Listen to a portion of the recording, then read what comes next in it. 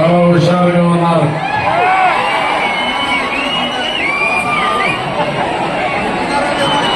ఈరోజు గౌరవనీయులు శివానంద రెడ్డి గారు, గౌరవనీయులు ఈ గడ్డ ఆడబిడ్డ బైరెడ్డి రాజశేఖర్ రెడ్డి గారి కుమార్తె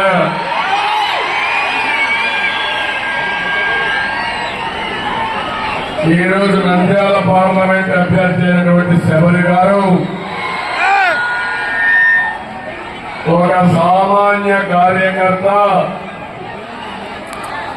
ఈరోజు మీ అందరి అభిమానం కోసం మీ దగ్గరకు వచ్చినటువంటి జనసూర్య గారు,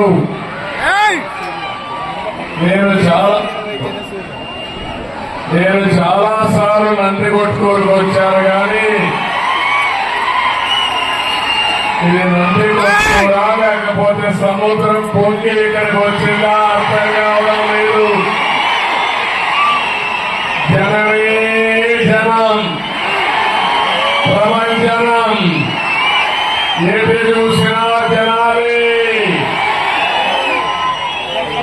ఈ ఉత్సాహం చూసిన తర్వాత ఎవడైనా నిలబడగడతాడా తమ్ముడు? నిలబడగలుగుతున్నా. గెలిస్తే డిపాజిట్లు వస్తాయా అని నిలబడగలుగుతున్నా. అందుకే ఇక్కడికి వచ్చినటువంటి నాకు ప్రాణ సమానమైన తెలుగుదేశం పార్టీ కుటుంబ సభ్యులకి, జన సైనికులకి, బీజేపీ నాయకులకు, కార్యకర్తలకు, ఎంఆర్పీఎస్ కార్యకర్తలకు, సోదరి సోదరులందరికీ, అదే మాదిరిగా మా ముస్లిం సోదరి మండలందరికీ, ఆడబిడ్డలందరికీ పేరు పేరున మరొకసారి నా నమస్కారాలు. మిమ్మల్ని చూసి మార్పు కొట్టొచ్చినట్టు కనపడుస్తా ఉంది. 20 సంవత్సరాల చరిత్ర నందికొట్కూరులో తిరిగి రాయబోతున్నారు. రాష్ట్రాలు గట్టిగా తప్పట్లు కొట్టి హర్షాన్ని, ఆమోదాన్ని తెలియజేయండి. ఇది ఒక రిజర్వ్ నియోజకవర్గం. మీరు కొట్టే దెబ్బకి వైఎస్ఆర్ గుండె పగలాలి. ఇంకో పక్క ఇక్కడ స్పష్టంగా కనపడుస్తా ఉంది, అందరిలో తిరుగుబాటు వచ్చింది. ఎస్సీస్ లో ఎక్కువ తిరుగుబాటు వచ్చింది. దళిత ద్రోహి సైకోని ఇక్కడనే పూడ్చి పెట్టాల్సిన అవసరం ఉంది. సిద్ధమా తమ్ముడు? అడుగుతున్నా. అందుకని ఒక కొత్త చరిత్ర రాయడానికి ఈ నంది కొట్టుకుని ప్రారంభం అని కూడా మీకు తెలియజేస్తున్నా. ప్రతి ఒక్క వ్యక్తిని, ప్రతి ఒక్క ఇంటిని, ప్రతి ఒక్క ఊరిని, ప్రతి ప్రాంతాన్ని నాశనం చేసిన వ్యక్తి ఎవరు తమ్ముళ్ళు? ఏ వర్గమైన ఆనందంగా ఉన్నారా మీలో? యువత మీరు ఆనందంగా ఉన్నారా? రైతులు మీరు ఆనందంగా ఉన్నారా? బీసీలో మీరు ఆనందంగా ఉన్నారా? ముస్లిం సోదరి సోదరులారా మీరు ఆనందంగా ఉన్నారా? ఏంటి పరిపాలన? చెత్త పరిపాలన, అవునా కాదా? నేను అడుగుతున్నా, ఈ యొక్క నందికొట్కూరులో సైకో జగన్కు తెలిసింది రద్దులు, గుద్దులు, బొక్కుడు, నొక్కుడు, కూల్చివేతలు, దాడులు, కేసులు. ఇది కాకుండా ఒక్క మంచి పని చేశాడా తమ్ముడు అని అడుగుతున్నా. మీ నందికొట్కూరుకి చేశాడా అని అడుగుతున్నా. రాష్ట్రానికి చేశాడా అని అడుగుతున్నా. కర్నూలు చేశాడని అడుగుతున్నా. రాయలసీమకు చేశాడని అడుగుతున్నా. నేను ఇక్కడ సవాలు విసురుతున్నా. నేనేం చేశానో వినండి. అసలు చెయ్యలేదు కాబట్టి దోషి కింద ప్రజాకోర్టులో నిలబెట్టి శిక్ష వేసే బాధ్యత మీదే.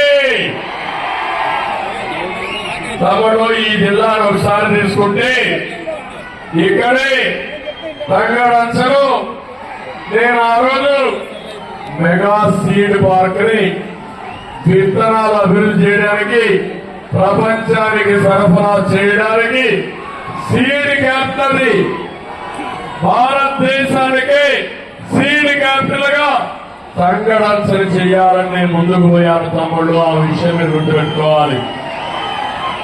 అది వచ్చుంటే ఇక రైతాంగానికి ఆదాయం పెరిగేది.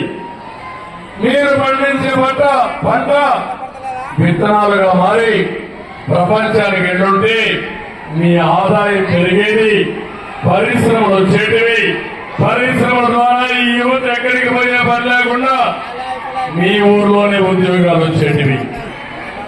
తంగడంచలో వచ్చిందని అడుగుతున్నా.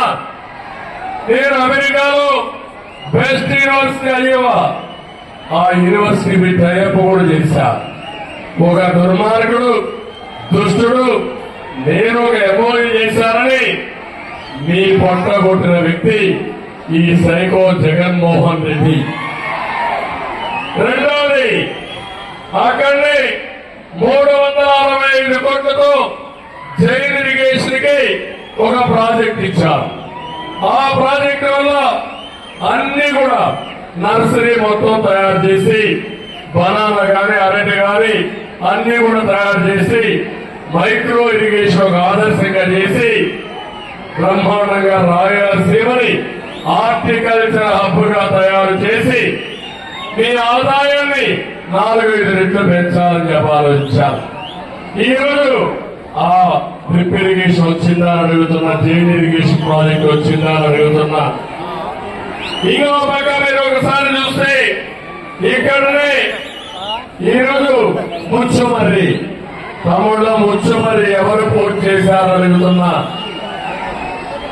ఈరోజు మీరు ఒకసారి చూస్తే ముచ్చుమర్రి పూర్తి చేసి 12 పంపులు పూర్తి చేసి రాయలసీమకు నీళ్లు ఇవ్వడానికి నేను ఆ రోజు శ్రీకారం చుట్టా. ఇలాంటి 1-2 ప్రాజెక్టులు కాదు. ఇంకో పక్క ఓర్వకల్లు ఇండస్ట్రీస్ కోసం 30,000 ఎకరాలు పెట్టి బ్రహ్మాండంగా ఇండస్ట్రియలైజేషన్ తీసుకురావాలని ఇస్పాత్ స్టీల్ కూడా తీసుకొచ్చి పెట్టారు. ఇంకో పక్క ఇక్కడే ఓర్వకల్లు ఎయిర్పోర్ట్ కట్టించారు. నేనే 1 సంవత్సరంలో ఎయిర్పోర్ట్ కట్టించి ఇక్కడి నుంచి ఎయిర్ కార్గో ద్వారా మీరు ఉత్పత్తి చేసే వ్యవసాయ ఉత్పత్తులు కూడా విదేశాలకు ఎగుమతి చేయడానికి శ్రీకారం చుట్టారు. ఇంకో పక్క సోలార్ పార్కు చూశారు. దేశంలోనే కాదు ఆ రోజుల్లో ఏషియాలోనే అతిపెద్ద సోలార్ పార్కు కూడా తీసుకొచ్చారు. సోలార్ పార్కు ద్వారా ఎండుంటే కరెంట్ వస్తుంది, సాయంత్రం అయితే కరెంట్ ఉండదు. దీనికి కావాల్సిన విండ్ మిల్స్ పెట్టించారు.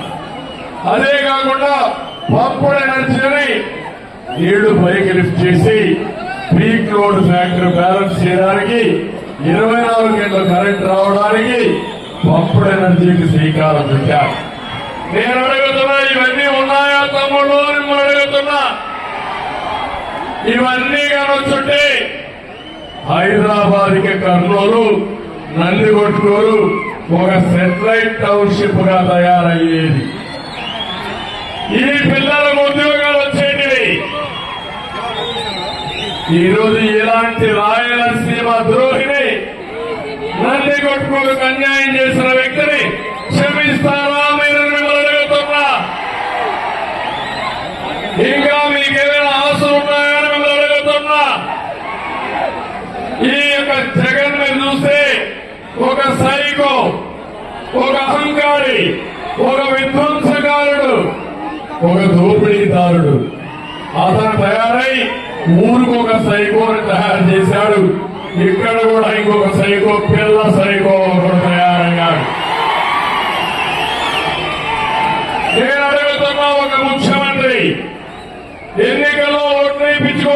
కాదు, ఎన్నికల్లో తిరిగాడా లేదా మీ దగ్గరికి? తల మీద చేయి పెట్టాడా లేదా? బొగ్గలు నిమిడాడా లేదా?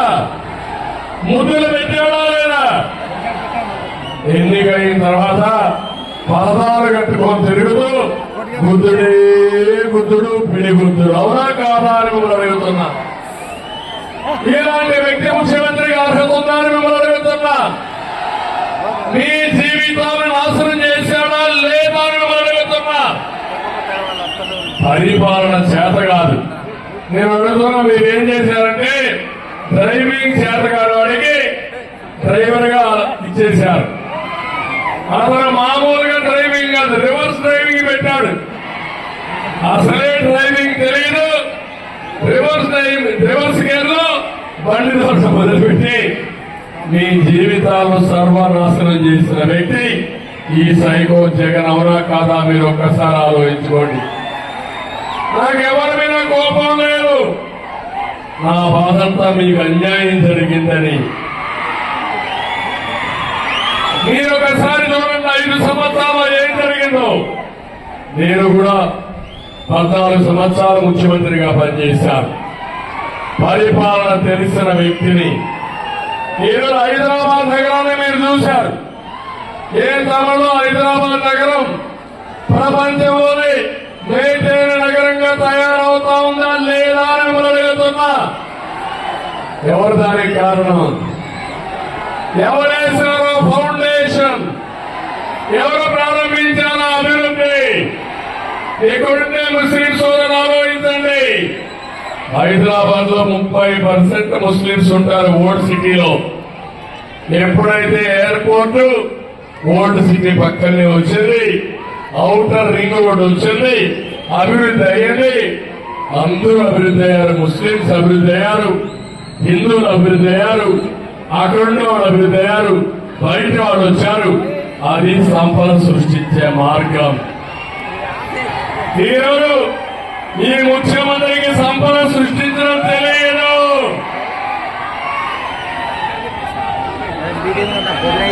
సంపద సృష్టించకుండా నీకు 10 రూపాయలు ఇస్తాడు, 100 రూపాయలు పనులు వేస్తాడు, 1000 రూపాయలు దోచేస్తాడు. ఒక దోపిడీ దొంగ మీకు అవసరం అనే అనుకుంటున్నా. మాట్లాడితే బటన్ నొక్కాలంటాడు. నువ్వు బటన్ నొక్కిందంత, బొక్కిందంత, నువ్వు దోచేసినంత సమాధానం చెప్పమని అడుగుతున్నా. ఈ నంది కొట్టుకూరులో తమలో మీరు ఒకసారి ఆలోచించండి. బటన్ నొక్కడానికి ముఖ్యమంత్రి అవసరం లేదు. రాయలసీమని హార్టికల్చర్ హబ్గా తయారు చేయాలంటే ఒక విజన్ ఉండాలా. మీ ఆస్తులు పెంచాలా, మీ ఆదాయాన్ని పెంచాలా. అది జరగాలంటే నీళ్లు ఇవ్వాలా. ఇక్కడ మీరు చూడండి, ఇక్కడ ఏదైతే నీళ్లు వస్తాయో ముఖ్యమంత్రి నుంచి, శ్రీశైలం నుంచి, మల్యాల నుంచి ఈ నీళ్లు నాకు ఉప్పు నియోజకవర్గానికి కూడా వస్తాయి తమ్ముళ్ళు. ఆ విషయం మీరు గుర్తుపెట్టుకోండి. బనకచెర్ల బ్యాలెన్సింగ్ రిజర్వాయర్, ఇది రాయలసీమకు గుండెకాయ. అలాంటి గుండెకాయ అన్నిటికీ వస్తాయి. నగిరి గాలేరు ఇక్కడి నుంచే ప్రారంభమవుతుంది, అందరి ఇక్కడి నుంచి వెళ్తుంది, కేసీ కెనాల్ వెళ్తుంది, తెలుగు గంగ వెళ్తుంది. కానీ మీకు మాత్రం నీళ్లు లేవు. అదే నా ఆవేదన. ఇక్కడ ఒక విషయం చెప్పాలి. శివానంద రెడ్డి గారు ఎంతైతే పట్టుదలగా ఉన్నారో, ఒకప్పుడు పైరెడ్డి కూడా ఇదే మాదిరిగా పోరాడు. ఇప్పుడు 2 నాయకులు వచ్చారు మీకు. ఆయన కుమార్తె శబరి, తండ్రికి తగ్గ బిడ్డ. చూశాను. ఈరోజు నాకు ఒక బాధ్యత ఉంది. శివానంద రెడ్డి గారికి న్యాయం చేయాలి, జనసూర్యుని గెలిపించుకోవాలి. పంపింగ్ మెజారిటీతో ఒక ఆడబిడ్డ, నంది కొట్టుకోరు ఆడపడచ్చు, ఢిల్లీ పార్లమెంట్ కు పంపించాలి. ఇక్కడ 2 ఉన్నాయి. ఒక ఎంపీ, ఒక ఎమ్మెల్యే, ఇద్దరిని పంపిస్తే తమలో మీ పనులు కూడా చాలా సులభం అయిపోతాయి. ఇప్పుడే అన్నాడు శివానంద రెడ్డి గారు ఒక మాట, మీరు ఎన్ని వేల మెజారిటీ ఓట్లు వస్తే ఇంటూ 3 ఎకరాలకు నీళ్లు సిద్ధమా అని అడుగుతున్నా, రెడీగా ఉన్నారా అని అడుగుతున్నా, మీకు అభివృద్ధి కావాలన్నా మోసగారి మాటలు కావాలని అడుగుతున్నా. అభివృద్ధి కావాలంటే గట్టిగా చెప్పండి, కావాలి అని. నా ఆలోచన ఎప్పుడు కూడా అభివృద్ధి జరగాలి, సంపద సృష్టించాలి, ఆదాయాన్ని పెంచాలి. పెంచిన ఆదాయం ఈ సంక్షేమ కార్యక్రమాల ద్వారా ఈ పేదవాళ్ళకు పెంచాలి. అది నా అభిమతం, అదే నా యొక్క బ్రాండ్ అని కూడా మీ అందరికీ తెలియజేస్తున్నా. ఈరోజు మీరు చూడండి, ఇక్కడ హార్టికల్చర్ కానీ బాగా వచ్చుంటే నేను ఆ రోజు 90% సబ్సిడీ ఇచ్చి మీ అందరికీ 10 లక్షల ఎకరాలకి హార్టికల్చర్ కోసం డ్రిప్ ఇరిగేషన్ ఇచ్చాం. అది కానీ పూర్తయింటే